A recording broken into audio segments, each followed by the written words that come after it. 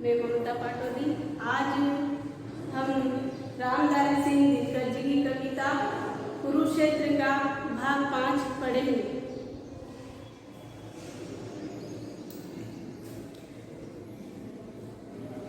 रामधारी सिंह दिनकर जी ने जो कुरुक्षेत्र कविता लिखी है उसमें महाभारत के युद्ध का वर्णन किया है। यानी युधिष्ठिर और भीष्म पितामह दोनों में वार्तालाप होता है, संवाद होता है। युधिष्ठिर अपने आप को इस महाभारत के युद्ध का दोषी समझता है। युद्ध में रक्त बहते हुए देखकर या रक्तपात को देख करके युधिष्ठिर जो है चिंतित रहता है और स्वयं को ही हिंसा का कारण समझने लगता है, युद्ध का कारण और युद्ध का दोषी स्वयं को ही समझने लगता है। यह सब देख करके युधिष्ठिर को भीष्म पितामह समझाते हैं कि अन्याय के मार्ग पर चलने और अनीति के मार्ग पर चलने, अत्याचार करने पर जो कृत्रिम शांति स्थापित की जाती है उसमें ही युद्ध के बीज छिपे होते हैं। इस युद्ध का कारण तुम नहीं हो। यह तो पहले से ही बदला लेने की भावना थी कौरवों की। और जब पांडव वनवास से लौट करके आए तो कौरवों ने, दुर्योधन ने उन्हें उनका राज्य देने से इनकार कर दिया था। तो इसी कारण से जो महाभारत का युद्ध हुआ उसका सबसे बड़ा कारण युधिष्ठिर अपने आप को समझने लगे। लेकिन भीष्म पितामह युधिष्ठिर को, धर्मराज को समझाते हैं कि युद्ध जो होता है वो अकस्मात और बिना किसी कारण के नहीं होता है, उसके पीछे कुछ न कुछ कारण होता है। कि और जो समाज में शासक है, जो शासन करते हैं, या फिर जो शोषक वर्ग है, शक्तिशाली वर्ग है, वो किस प्रकार से निर्बलों, गरीबों का शोषण करते हैं, उनके जो है मुख का ग्रास छीन लेते हैं, उनसे उनके जो है सुख साधनों का उनको उपभोग नहीं करने देते हैं, स्वयं सुख के साधनों का उपभोग करते हैं, धन संचित करते हैं और अपने साम्राज्य का विस्तार करते हैं। ऐसे शक्तिशाली लोग जो निर्बल वर्ग के हैं, कमजोर है, सामान्य प्रजाजन है, उन्हें डरा करके रखते हैं। उन्हें जो शोषित वर्ग है, जो शक्तिशाली वर्ग के प्रति विद्रोह की भावना रखते हैं, विद्रोह करना चाहते हैं, क्रांति का स्वर प्रकट करते हैं, विरोध का स्वर प्रकट करते हैं, ऐसे शक्तिशाली लोग तलवार के बल पर उन लोगों को दबा करके रखते हैं। लेकिन जो कृत्रिम शांति होती है वो कुछ ही दिन टिकी रहती है और एक न एक दिन जो अंदर की ज्वाला, अग्नि की ज्वाला जो शोषित वर्ग के अंदर धधकती रहती है, जलती रहती है, विद्रोह के रूप में, क्रांति के रूप में एक दिन वो फूट निकलती है। अर्थात एक न एक दिन अन्याय, अत्याचार को सहन करते करते, अपमानित होते होते जब शोषित वर्ग परेशान हो जाते हैं या फिर उनके अंदर क्रोध की ज्वाला उबलने लगती है तो वो अपने आप को रोक नहीं पाते और शक्तिशाली वर्ग के प्रति विद्रोह की भावना उनके अंदर पनप जाती है, क्रांति का स्वर प्रकट हो जाता है और वो विद्रोह करते हैं।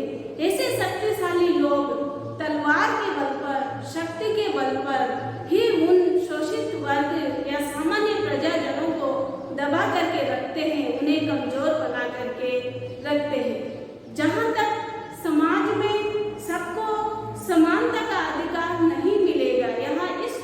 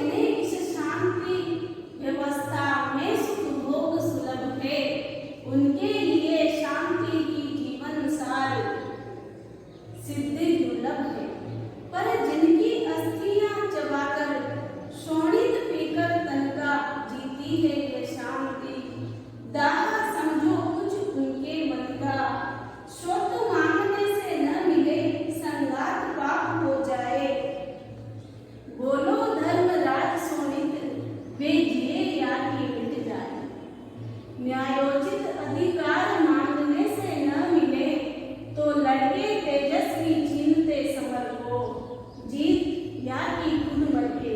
किसने कहा पाप है समुचित स्वत्व प्राप्ति हित लड़ना, उठा न्याय का खड़ग समर में अभय मारना वरना।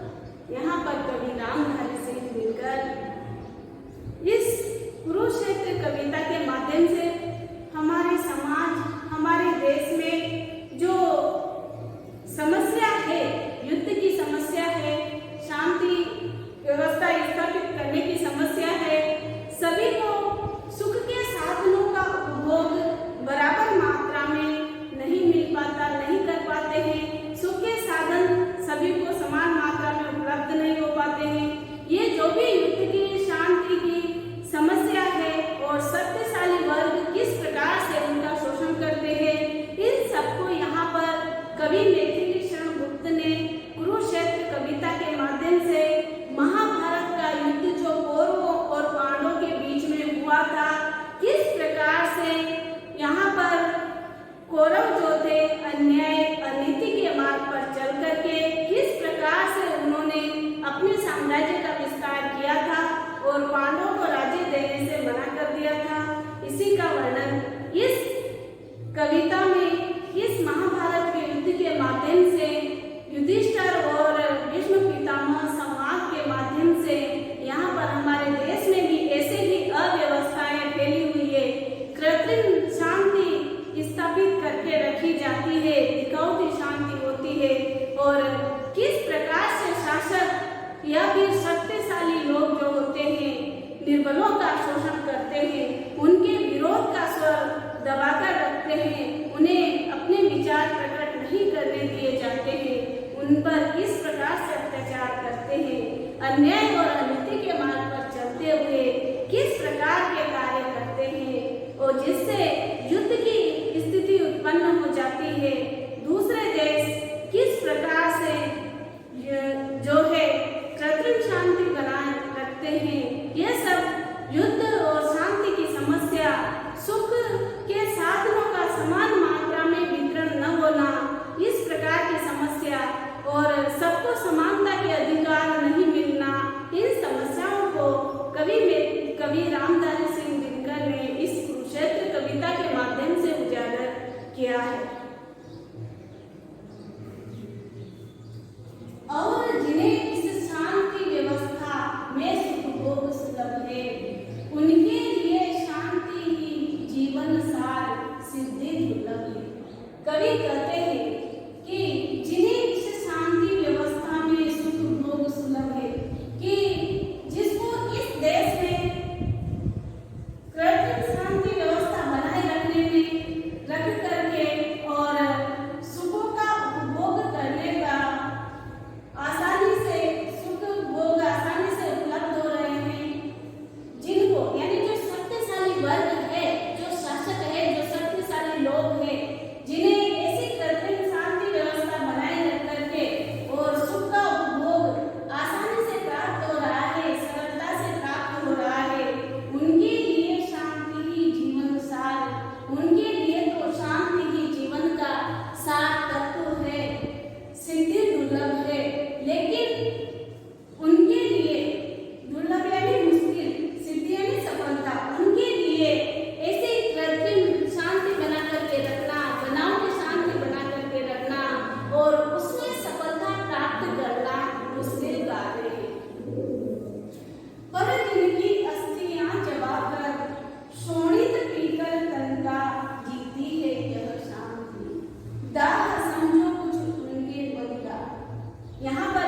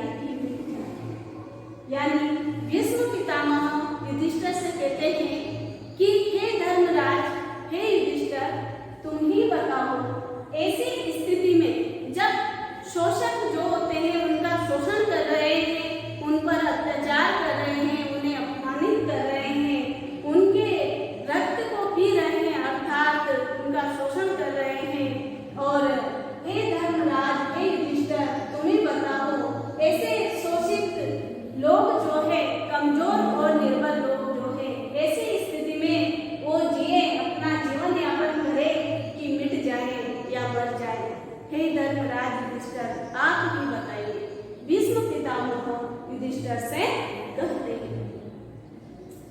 न्यायोचित अधिकार मांगने से न मिले तो लड़के तेजस्वी छीनते समय, जीत या कि मरते। यानी भीष्म पितामह युधिष्ठिर को समझाते हैं, संवाद करते हैं, उनसे कहते हैं न्यायोचित, जो न्याय की दृष्टि से उचित है, ऐसे अधिकार अगर मांगने से नहीं मिलते हैं, हमारे अधिकार हमें अगर मांगने से नहीं मिलते हैं जो न्याय की दृष्टि से उचित है, तो हमें लड़ करके अपने अधिकारों के प्रति लड़ करके अपने अधिकार प्राप्त कर लेना, तेजस्वी छीनते समर को कर लेना कोई पाप नहीं है। जो प्राकर्मिक होते हैं, जो तेजस्वी होते हैं, वो ही तेजस्वी छीनते समर को जीत या कि मरके। जो तेजस्वी वीर पुरुष होते हैं, जो प्राकर्मिक होते हैं, वो ही युद्ध में जीत हासिल करते हैं और अपने अधिकारों को छीन लेते हैं, अर्थात अपने अधिकारों को प्राप्त करते हैं। चाहे वो युद्ध में खुद मर जाए, मिट जाए, लेकिन वो अपने अधिकारों के प्रति लड़ते हैं और ऐसा करना है युधिष्ठिर कोई पाप नहीं है। यानी युधिष्ठिर में और भीष्म पितामह में वार्तालाप हो रहा है। भीष्म पितामह युधिष्ठिर को धर्मराज को समझा रहे हैं। किसने कहा पाप है समुचित, शोको प्राप्ति हित लड़ना। यहाँ पर भीष्म पितामह युधिष्ठिर से कहते हैं कि हे युधिष्ठिर, आप भी मुझे बताइए ये किसने कहा है कि संपूर्ण या फिर अपने अधिकारों को प्राप्त करने के लिए, अपने अधिकारों को प्राप्त करने के हित में लड़ना पाप है, ये किसने कहा है? ये आप मुझे बताइए, क्या ये पाप है? अपने अधिकारों की प्राप्ति करना और समानता के अधिकार को प्राप्त करना, अपने अधिकारों के प्रति लड़ना, हे युधिष्ठिर, क्या ये पाप है? आप ही मुझे बताइए। उठा न्याय का खड़ग समर में, अभय मारना मानना। उठा न्याय का खड़ग समर में, युद्ध भूमि में तलवार के बल पर न्याय को प्राप्त करने के लिए अभय मारना मरना, बिना डरे हुए मरना और मारना, ये कोई अन्याय नहीं है। इसलिए हे युधिष्ठिर, तुम अपने आप को महाभारत के युद्ध का दोषी मत समझो और स्थिति को समझते हुए जो है, जो अत्याचार करते हैं, जो सभी सुख के साधनों का उपभोग स्वयं ही करते हैं, गरीबों का शोषण करते हैं, ऐसी स्थिति में हे युधिष्ठिर, जो शोषित वर्ग है वो जिए या मरे और अपने अधिकारों के लिए लड़ना, अपने अधिकारों के प्रति स्वर प्रकट करना, भावनाएं व्यक्त करना और किसी भी प्रकार से लड़ करके अपने अधिकारों को प्राप्त कर लेना,